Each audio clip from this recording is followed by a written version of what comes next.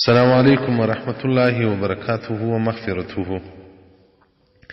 نو محترم خور پوښتنه کړې ده چې دا بعضو خویندو ته نصیحت کوم چې دا کار مه کوئ، په دې مو غاړې بندېږي، الله درڅه ناراضه کېږي. قبر لري، قبر ته ورځي، هغه څه وکړئ چې په قبر کې نجات درکړي، هغه څه وکړئ چې په قبر کې ګټه درته وکړي. وایي دې راته وایي چې بس ته خو نو اوس بیا ځای صوفي ګرات کوې، ته خو اوس شیخه سوې یې، ته خو پلنکۍ سوې یې. محترم الله دې رحم وکړي. عبدالله بن مسعود رضی الله مبارک وایي هغه اکبر د ذنوبو غټه د ګناهو هغه دا ده چې یو څوک درته ووایي چې اتق الله، د الله څه وبېرېږه، ته ورته علیک نفسک، ته بس ته خپل ځان اصلاح کړه. دغه نو هغه غټ ګناه دغه ده چې څوک نصیحت کوي ته هغه نصیحت ته ور رد کړي. حدیث رقم 2122 صفحه 309 مجموع زوائد جلد نمبر 9. نو محترمه دا خلک خو اوس دی که د نبوي ژوند کاوه باره د ساده حکم در باندې کوي، د بېځایه صوفي حکم در باندې کوي، د بېځایه تقواداره نوم در باندې ایږدي. خو که د غربي فیشن د ټرمپ د مایني و د لور لباس ترې راوړي، د کافرانو سیارت و صورت ترې راوړي و خپل کور ته، بیا نو به ته قدرمنه یې، ته به بیا پیشني ښځه بلل کېږي چې دا ډېره پیشنه ده، ډېر ښه ډیکروشن یې زده دی، ډېر ښه په ژوند پوهېږي. محترمینو زموږ خو دغه ژوند دی، په دې ژوند کې موږ اخرات وبایلئ. تاسو څه وایاست؟ دغه د اوس ماډرن لباس زنانې او نارینه به جنت ته ځي؟ رسول الله صلی الله علیه وسلم وایي هغه نارینه چې د ښځو سره مشابهت کوي، هغه ښځې چې د نارینهو سره مشابهت کوي، لعنت ته الله دی پر هغو باندې، د جنت بوی به نه وویني. د جنت بوی رسول الله صلی الله علیه وسلم 500 کاله لري تر جنت څخه لري د انسان و پس ته رسېږي. هغه خور چې د پردو لباس کوي، غربي پیشن کوي، هغه شپه ورځ د الله په قهر په لعنت کوي. تاسو زموږ د خویندو سرونه وګورئ، تاسو زموږ د خویندو ځیګرونه و غاړې وګورئ، څه ډول لباس دي، پایڅې و قمیص و پرتوګانې وګورئ. په نامه مسلمانانو لباس مو د کافرانو دی، چې بیا یې څوک نصیحت ورته کوي چې مه کوه، دغه لباس خو د کافرانو دی، غاړې دې په بندېږي. بیا نو بې ځایه نومان هم ورکوي. د علماو لوڼ هم اغوستي، مینو یې هم اغوستي. لعنت پر هغو کورو د علماو باندې چې په هغو کې منکرات کېږي، دوی په سپین لباس کې ورته ګرځي. خلک د هغو څخه بوی اخلي. د پلانکي ماینې د پلانکي عالم ماینې اغوستي، نو زه نو ولې نه اغوندم؟ دا خو نو روا دي. زه ملا وم په کلي کې، یو کلي کې ملا وم. نو کلي ته چې پارلم لکه دا اوس په واټساپ کې چې تاسو راسره ملګري یاست، انقلاب مې په تاسو کې راوستی. په دا کلي کې له پیغلې تر سپین سرې په ټول کې انقلاب راغلی. ښځې به راغلې، مولوي صاحب دا بند ملا مورا خو به په د المارۍ کې به یو قسم قسم نکریزې وي، یو قسم قسم عکسونه د دغه ورسره وله د نمایش دغه ډول کمیس جوړوم، دغه ډول اغوندم. موږ ټولو فولډت راوستو، نجونې بل کار نه و، به راغه راوړه هغه راوړه، مورا خاله به ډیزاینونه ورښول.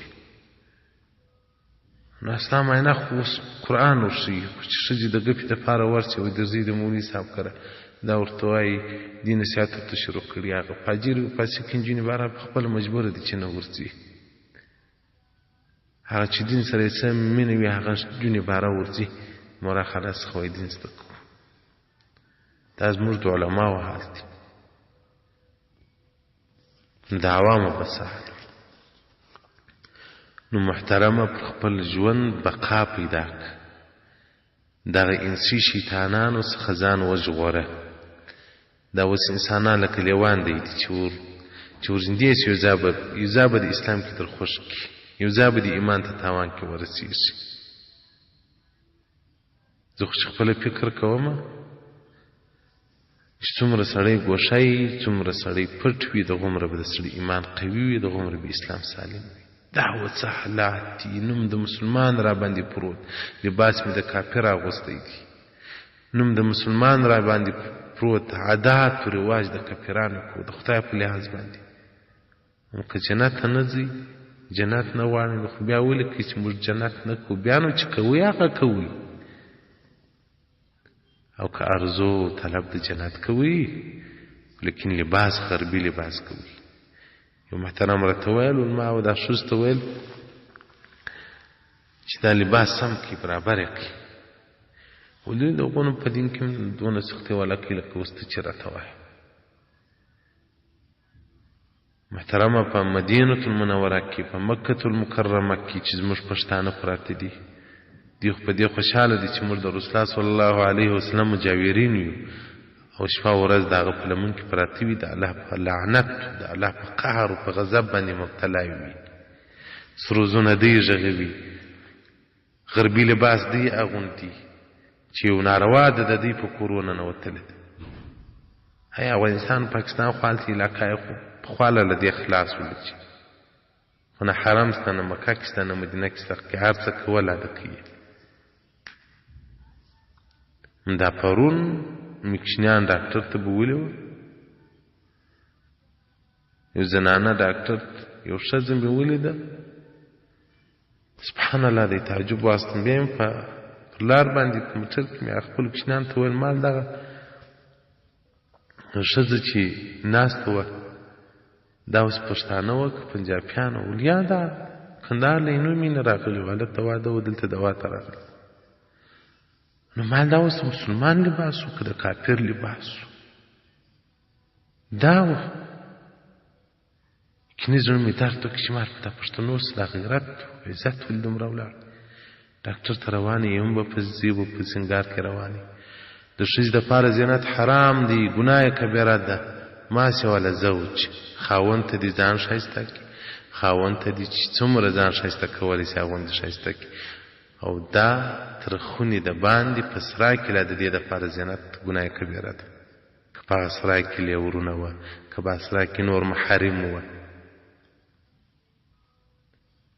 نو زموږ خوندې د بل دپاره زینت کوي د بل دپاره ځان برابروي لعنت ته رسول الله صلی الله علیه وسلم وایي پر هغو ښځو باندې چې د نارینهو زړونه ځان ته مایلوي